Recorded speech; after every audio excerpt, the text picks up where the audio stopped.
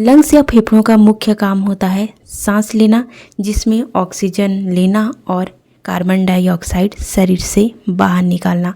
जब हम सांस लेते हैं तो हवा फेफड़ों में जाती है। फेफड़ों में एक खास जगह होता है, वहाँ से हवा में जो ऑक्सीजन है वो खून में चली जाती है। फेफड़ों में से कार्बन डाइऑक्साइड, जो कि हमारे शरीर के लिए हानिकारक है, वो बाहर निकाल दिए जाते हैं जब हम सांस छोड़ते हैं। तो इस प्रकार से सांस लेना, ऑक्सीजन लेना और कार्बन डाइऑक्साइड शरीर से बाहर निकालना, इसका काम लंग्स के द्वारा किया जाता है। लंग्स कहाँ होते हैं? फेफड़े या लंग्स हमारे छाती के अंदर पाए जाते हैं। फेफड़े की अगर बात करते हैं तो ये दो होते हैं नंबर में। दाएं तरफ के फेफड़े, जिसे राइट लंग्स कहा जाता है, और बाएं फेफड़े, जो कि लेफ्ट साइड में पाए जाते हैं। बाएं या लेफ्ट साइड में पाए जाने वाले जो फेफड़े हैं, उसके पास हमारा दिल या हार्ट पाया जाता है। हमारा जो राइट या दायां फेफड़ा है, उसमें 3 खंड या लोब्स पाए जाते हैं, जबकि जो बायां फेफड़ा है बाईं तरफ होता है, लेफ्ट साइड में होता है, उसमें 2 खंड होते हैं।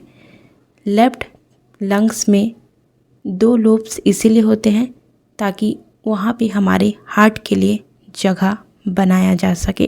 फेफड़ों का वजन व्यक्ति की ऊंचाई, उम्र और स्वास्थ्य पर निर्भर करता है। एक एडल्ट मैन में फेफड़ों का जो औसत वजन है वो 1 से 1.5 किलोग्राम होता है।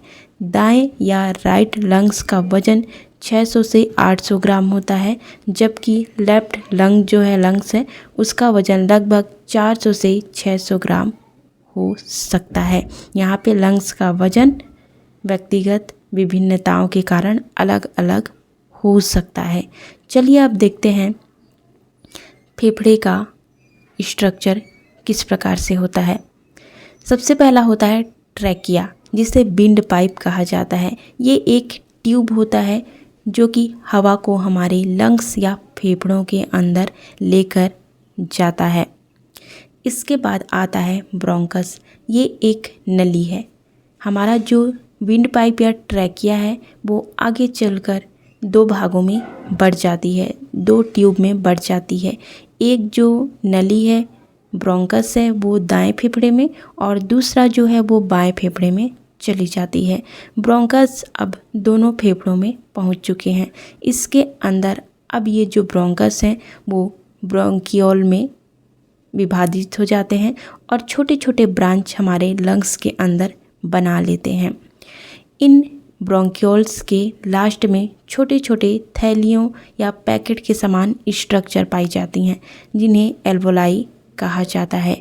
और ये जो एल्वोलाई है ऑक्सीजन और कार्बन डाइऑक्साइड को आदान प्रदान करती हैं। इसी एल्वोलाई की मदद से ऑक्सीजन हमारे ब्लड तक पहुंचता है और ब्लड से कार्बन डाइऑक्साइड वापस लंग्स तक आ पाता है।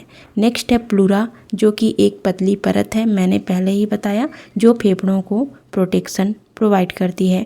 डायफ्राम एक मांसपेशी होती है जो कि फेफड़ों के नीचे पाई जाती है। जब हम सांस लेते हैं तो इसमें ये लंग्स की मदद करती है। सांस लेने के दौरान ये सिकुड़ती और फैलती है ताकि लंग्स अपना काम जो है वो अच्छे से कर पाए। तो ये हो गया हमारा लंग्स और उसके स्ट्रक्चर, फंक्शन। वीडियो को ख़त्म करते हैं। इस वीडियो से रिलेटेड एक क्वेश्चन देख लेते हैं। आज का हमारा वीडियो होगा, हम किसकी मदद से सांस लेते हैं? लंग्स की मदद से, हार्ट की मदद से या किडनी की मदद से? आंसर कमेंट करके दीजिएगा। बहुत ही आसान क्वेश्चन है। Thank you so much for watching.